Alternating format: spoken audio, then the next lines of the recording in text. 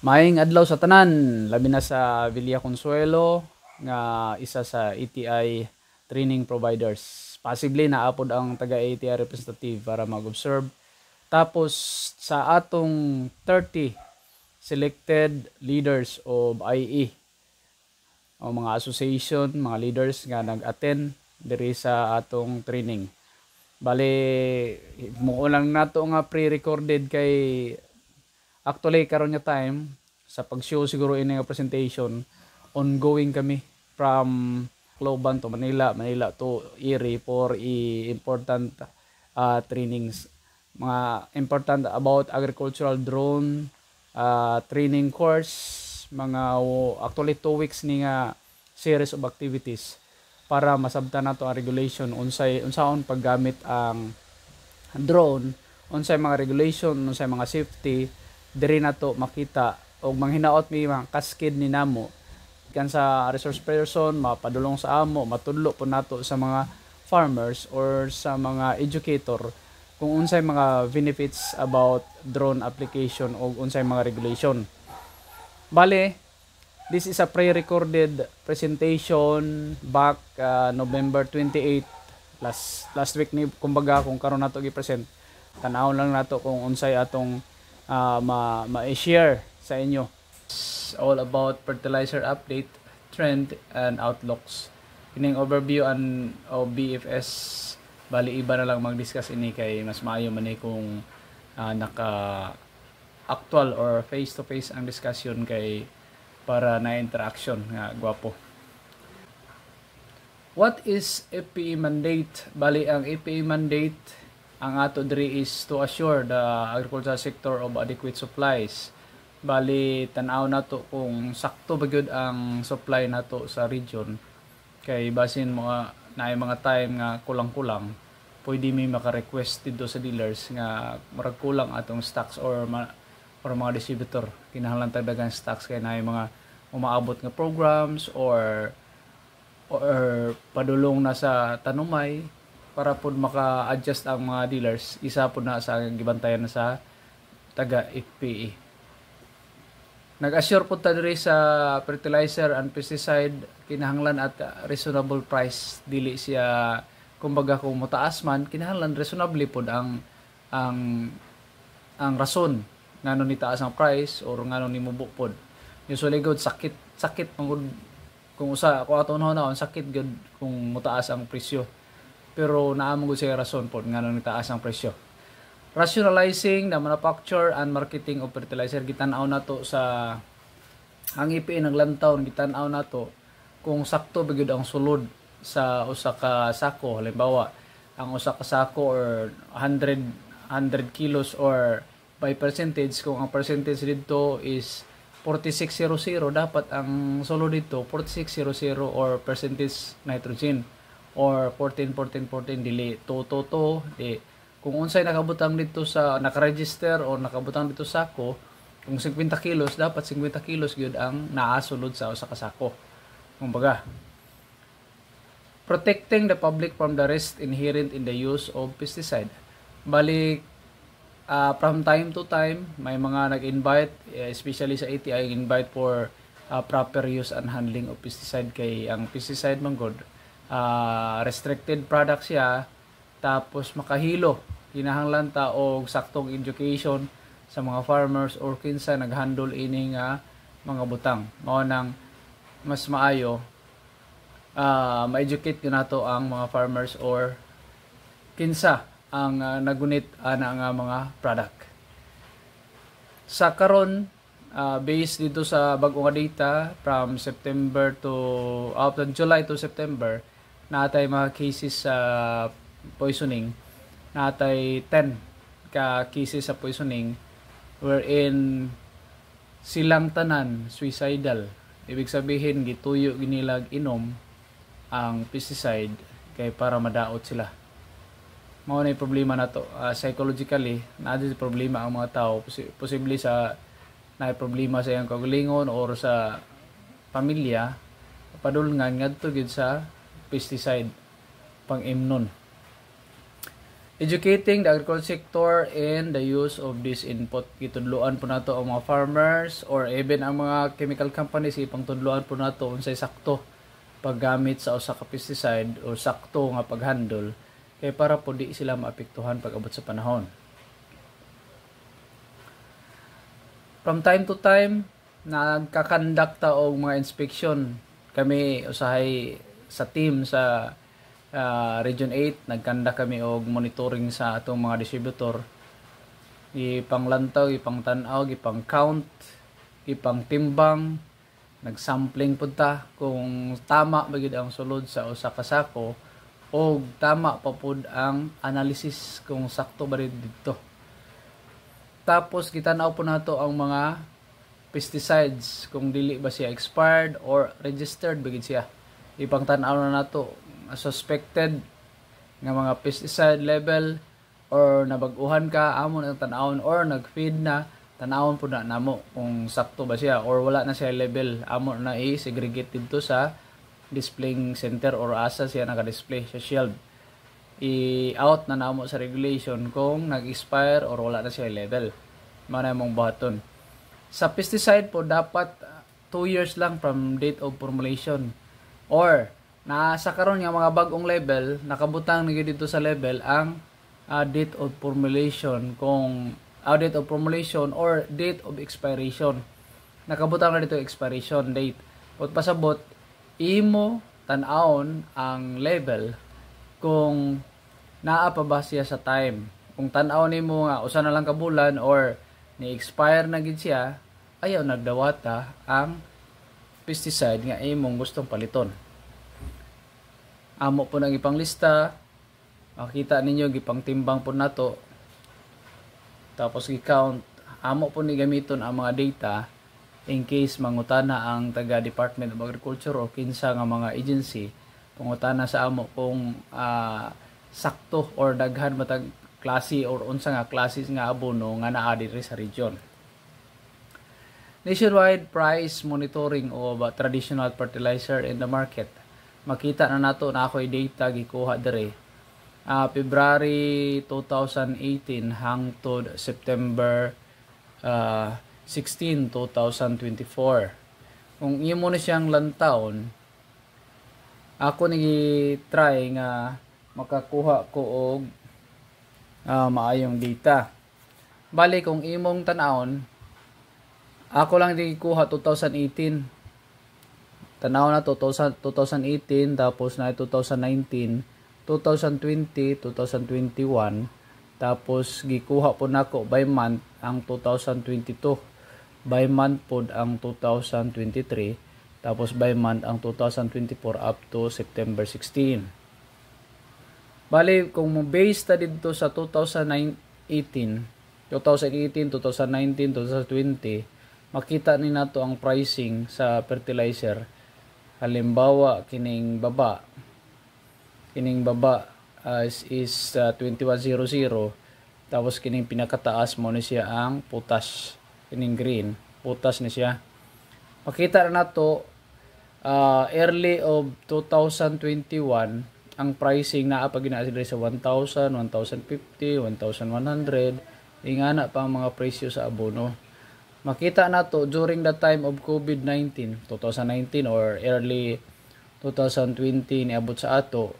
Tapos dire nagkaubusan na og stock 2020 hangtod 21, naggamit ta og abono ang mga remaining supply na lang na naa dire sa Pilipinas. Nakita nato later or middle of 2020 makita na nato ni taas na og sugod ang presyo sa abono. Kay isa nga rason ini tungod sa restriction sa COVID-19. Halos wala na may makasulod sa Pilipinas tungod sa restriction. Mga barko mag-travel halimbawa gikan sa China halimbawa di pasudlon kay gikan sa China di pasudlon sa Pilipinas, nagdala og abono. Ang nahitabo dito na punta mo kuha sa laing nasod nga walay abono. Walay abono, kulang og abono. Taas kay ilang presyo, Pag dunggo diri sa Pilipinas, taas pod ang presyo nga ihatag sa mga dealers kay taas namang costing daan. Mao ni nga time. Tapos dire ni Saka ang naay mga areas nga niabot og 3,000 pero naapoy areas nga medyo layo-layo ang area like Samar nga taas na kayo, layo na kayong transportation. Niabot ni siya 3,100, 3,500 ang price. Kini gi-average lang ni nato nationwide din siya nga pricing gikuha na akong average ingani nang itsura. Bali kung tan-aw na to 2023 kining ubang product ni later 2022 ni start na siya og baba ngari kung makita nato kini lang pud nahabilin ang putas medyo taas siya kay ang inventory inihinay mo gani siya nga product. Inventory halos di mahurot mao nang unsay remaining pricing previously na maintain gyud siya nga medyo taas gyud ang presyo. Usually ang importation gikan pa ni siya sa kuan, gikan pa ni giangkat sa mga importer sa Canada mostly. Naay mga product pod nga gikan sa China pero mostly sa ato labi na og Amigo or uban nga mga brand didto na gikuha sa Canada. Dire ni baba na siya hangtod sa 2014 nagniguro na gid siya naghinay-hinay na gid siya hangtod na plateau na bot pasabot halos wala na siya movement ang abono. As of today November 28, 2024 kini nga date ha, November 28 ang presyo nato sa urea is 1,600 tapos sa Tacloban na ni nga mga dealers or dagko nga mga dealers ang complete 1,580 tapos natay ammonium phosphate 1,470 natay ammonium nga 920 naputay putas nga 1,980 og 2,880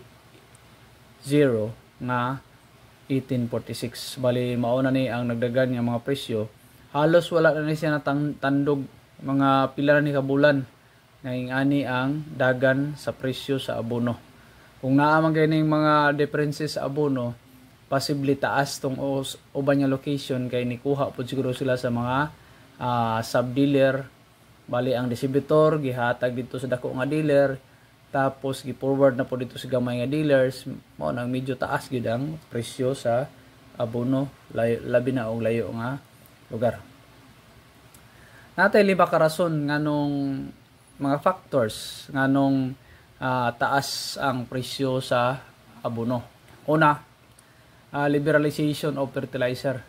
Bali sa time sa unang panahon, sa time pa before EDSA revolution or before pa yun, ang importation sa abono usahay nag-guided siya sa government. Pot pasabot kinahanglan usa mag-canvas ang isa ka importer or isa ka government mag-canvas usa mamili kung asa ang medyo barato nga abono usa pa kuhaon, usa pa paliton, tapos makontrol pod sa government ang importation kung unsa kadaghan or surplus ba or kulang ba ang abono, control sa government. Pero after EDSA revolution ni himo manggod ta og ang Congress ni himo og law kining gitawag nato og liberalization of fertilizer. Bali ang nahitabo nawad-an na og kusog og law ang government, wala nay power ang FPA mogunit sa importation or sa wala nay canvassing kay kumbaga tungod sa tarification. Sa kinsang countries pwede sila mosulod diri sa Pilipinas, tawag na to zero tariffs na sila or gitawag na to open sila, tapos wala nay pakialam, kumbaga wala na ang government, dili pwede apil-apil ang government. Gipabayaan na bali ang fertilizer dito sa mga importer. Kung ang importer or ang supplier moingon nga mahal lang abono, inig-abot sa Pilipinas mao gini lang presyo. Kay ang open naman siya. Bot pasabot ang China pwede mosulod sa Pilipinas, liberalize naman siya. Ang punta na nganong nisulod pud ta ining liberalization law? Pwede ba rin nato i-amendar nga wag tango ni natong liberalization of fertilizer or liberalization law? Dili pud siya pwede tanggalon. Kay ngano, kung ato ni siya tanggalon, dili na pud ta kautang sa World Bank. Requirement man guni siyang liberalization law or tarification or open market. Requirement ni siya sa World Bank. Nya kay ang Pilipinas na anad man siya utang. Di man ta kalihok og way utang, dili ta pwede mo pakawala ining liberalization law. Mao nang sa karon isa sa nagpataas sa presyo sa abono is ang mga importer or mga negosyante. Ang naitabo pag abot ana diri sa Pilipinas, halimbawa gikan sa China, ang presyo pagdunggo sa Pilipinas sila na magsabot-sabot ngay ani na ang presyo karon. Tapos ang makontrol lang yun sa government is from distributor hangtod sa mga dealer, mao lang iya makontrol. Kinahanglan mo sunod ta atong gitawag nila nato og base dito sa DTI kung pila ang price. Usually 12% ang ilang ipatong, apil na to dito ang mga presyo sa transportation cost. Bali mas layo ang gikuhaan sa abono, mas mahal ang presyo sa abono.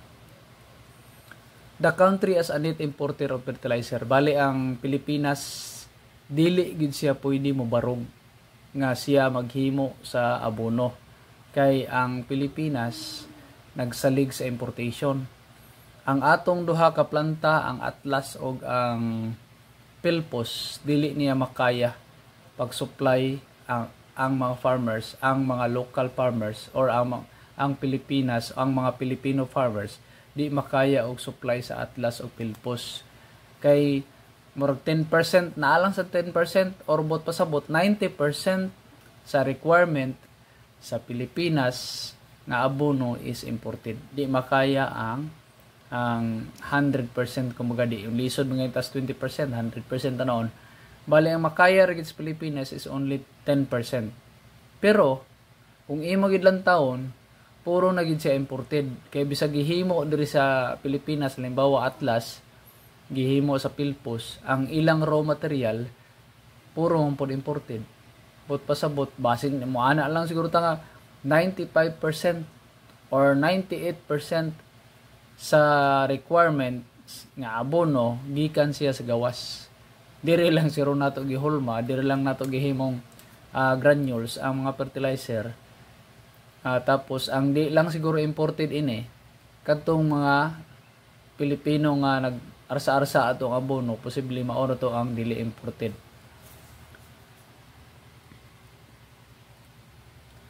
Strengthening global fertilizer demand. Bale,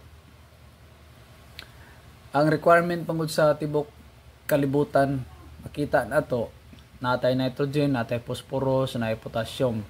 Nag-una gini ang kung ibay countries na to, nag-una gini siyang China sa requirement.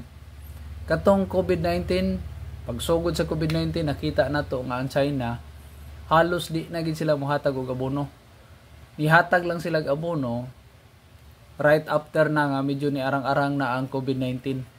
Ngano, katong pagsugod sa COVID halos wala nay pagkaon ang tibok kalibutan, kay wala nay halos mo tanom, wala nay production sa abono, wala nay nagproduce, wala nay mamalit.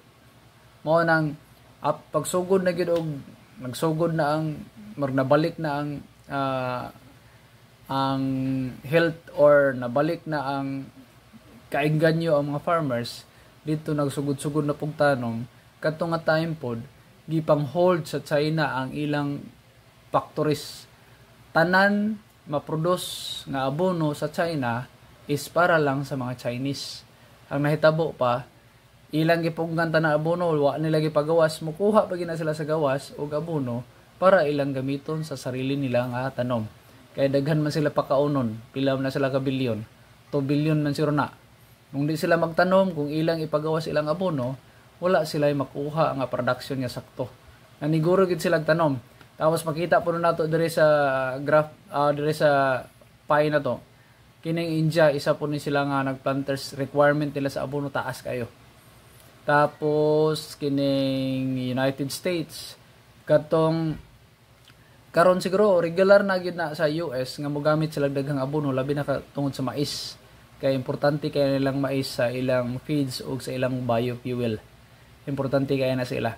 Planting na sila og mais, planting na sila og sorghum. Ang mais siguro 32 or 33 million hectares of corn ang ilang itanom kada tuig. After sa corn, mag-sorghum po na sila. Tapos balik na po sa corn. Di na sila mawad-an og corn tungod sa biofuel o sa feeds. Kinahanglanon na nila. Requirement nila. Ang diferensya pa yun, ang other countries, advance na sila bayad before nila kuhaon ang abono. Ang Pilipinas iba. Ang mga importer, kung kanosa sila ni bayad, dito po sila makuha o abono. But pasabot medyo taas ang ilang presyo. But, kung ako'y manufacturer, medyo barato gito nag-advance o bayad kumpara sa on the spot ka mo bayad tapos karon pug ka makuha, medyo mahal-mahal ka kumpara adtong nag-advance og bayad. Halimbawa sa Vietnam, before na nila kuhaon ng abono, 1 year pa na ila na bayaran daan through government transaction. Bayaran nila dito, pagbayad dito, sunod tuig usap nila kuhaon ng abono. Ang ato dili. Tapos ang naglihok pud sa ato dili ang government. Ang naglihok is ang mga importer. Kay lisod mo pud makialam ta didto, basin hinuon makasuhan. Baliktad ra ba ta dire? Ang mga businessman pwede mo kaso sa government. Mapriso ang government. Increase price of raw materials. Example, sulfur, potassium, natural gas, and others. Requirement for fertilizer production. Bali, kung tanaw na to, raw material, but pasabot, unsay gigamit nga mga raw material, halimbawa sulfur, potassium, halimbawa complete, NPK, katong K is potassium to, requirement, ni taas man ang presyo ana, mo na ni taas pod ang presyo sa abono. Natural gas, unsa ni siyang natural gas? Example sa natural gas is kanang malampaya natural gas. Ang malampaya natural gas, gamay lang kayo ng atong gas diha. Bali natural gas is most likely mga methane gas na. Methane gas, tapos mao na gigamit nga number 1 paghimo og urea. Process kung unsa paghimo og urea. Bali ila ning ibutang sa steam. Kining steaming is kanang murag pressure heat. Painiton na nila ang natural gas, ang methane, hangtod maabot na mag-separate na siyang carbon dioxide or ang hydrogen. Mo separate ang hydrogen dito sa natural gas. Kini hydrogen mao pod ni mag-trap bali sa nitrogen gas para mahimo siyang ammonia. Bali kung naakay natural gas ibutang sa chamber, i-convert ang natural gas into hydrogen. Pag nahimo na siyang hydrogen, ibutang na po na sa laing chamber. Pag butang sa laing chamber, pwede na maka-absorb og nitrogen gas nga naa sa atmosphere. Katong nitrogen gas nga naa sa atmosphere, i-combine nga to sa hydrogen nga gikan sa natural gas, ang mahitabo makaporma siya og ammonia. Kung makaporma siya og ammonia, pwede na to nila gamiton kung sa ilang ipang produce. Pinakataas mga 80% sa urea is made of natural gas. But pasabot tungod ang Pilipinas gamay or kulang or wala gyud tay natural gas, dili ta pwede mo himo og abono nga solo kita ray mo himo mo formulate dire. Mao bitaw ng Russia, ang China, ang Saudi Arabia, kusog sila mohimo o daghan sila ma-produce nga abono kay daghan man sila natural gas. Kita nga way natural gas, di kita kahimo. Mas kung muhimo pud sila abono, mas barato kaysa muhimo tag abono dire. Ngano? Kining ilang pangheating, halimbawa kung naa kay natural gas, ibutang nimo dito sa chamber para ma-convert, ma-remove ang hydrogen, kinahanglan pug ka og energy, kinahanglan ka og gas pagpainit. But pasabot dito paghimo pa lang nimong nitrogen, kinahanglan na kag gas para pampainit. Kumbaga kinahanglan kag gasol para moinit para magseparate ang hydrogen. Kung wala kay gas, wala kay urea. Kung mahal ang natural gas, kung mahal ang gasolina, kung mahal ang krudo, mahal pod ang abono. No. Tapos nidagdag pag yun ning gitawag natog increased transportation and logistics. Mas layo nga lugar, mas mahal ang abono. Mas dool nga lugar, mas barato ang abono. Halimbawa, gikan sa China, gikan sa China mudunggo sa halimbawa, mag-origin ta. Ang origin halimbawa gikan sa manufacturer. Halimbawa, origin nato is China. Karga siya barko, kinahanglan siya gas para makaabot dire. Mungadto sa Bacolod, usually sa ato gikan sa China or gikan sa laing countries, mungadto og Bacolod or mungadto og Cebu. Pag ngadto og Bacolod, i-transfer na via trailer or i-transfer via bulk using barko. Pag abot sa barko, ngadto sa dealer, pangadto sa dealer i-transport pag gina sa ubang dealer, a distributor pagadto sa ubang dealer, ngadto pagid sa farmers. Kung imo nang i-estimate siguro, kung gikan sa China siguro 1,000, posible maabot na dito sa farmers 2,000 na. No. Ingana ang senaryo sa transportation, logistics, and others tungod sa mga daghang additives. Bag-o pa siya mabngadto sa usa ka farmers. Daghang additional cost. No. Paliko nako tungod sa liberalization law na bag-o di na makontrol, wala na control ang government para maka-control sa pricing. Ikaduha, tungod sa ang Pilipinas is net importer of fertilizer. 90% sa abono requirement sa Pilipinas is imported. Ikatulo is ang demand sa nag-away na. Halimbawa sa last nato nga naggubat ning naggira ning Russia ug ang Ukraine, diba, nag-sanction ang US nga di na ta pwede, dili bawal ta makuha dito sa Russia or bawal ang Russia mag-supply dire sa Europe. Ang nahitabo, dako man tong requirement kinahanglan nila gikan sa Russia nga mga abono. Kung asa ta ni kuha og abono dire sa halimbawa dire sa Saudi, dito po ninguha ang mga taga-European. Mao nang nitaas ang presyo, nagpataas po sila sa presyo, nihabol po ang Pilipinas, mao nang taas po ang pricing sa tanan. Tapos ang kamahal sa raw material, nakita nato mahal man ang raw material, mahal po ang pag-produce sa abono. Kaya wala po tayo natural gas, wala po tayo potassium. Usually sa potassium gikan pa ni sa Canada or gikan sa China, mao nang medyo mahal ang abono. Tapos kining logistic transportation, tan-aw na to, bantayan ninyo. Kung magmahal gani ang gasolina, sigurado ang musunod na mahal na pud ang presyo sa abono or other commodities. No. Diun sa asa or diin gikan ang atong abono, makita nato kining Region 8 ato tanawon kining Samar ug Leyte. Samar provinces and Leyte. Tanaw nato diri asa gikan, makita na nato na dire sa Sorsogon, na dire sa Isabel, Pilpos, na atay Cebu, na atay Atlas. Bali mga importer kini. Naputay gikan sa Bacolod, naputay gikan sa Luzon nga mga abono musulod dire sa napoy gikan sa Davao mosulod diri sa ato, mosulod sa region. Una, ang Cebu sila mo ay diri sa Northern Samar, either from Cebu or from Sorsogon ang abono nga moabot. Ang uban po diri sa Eastern Samar, Samar area.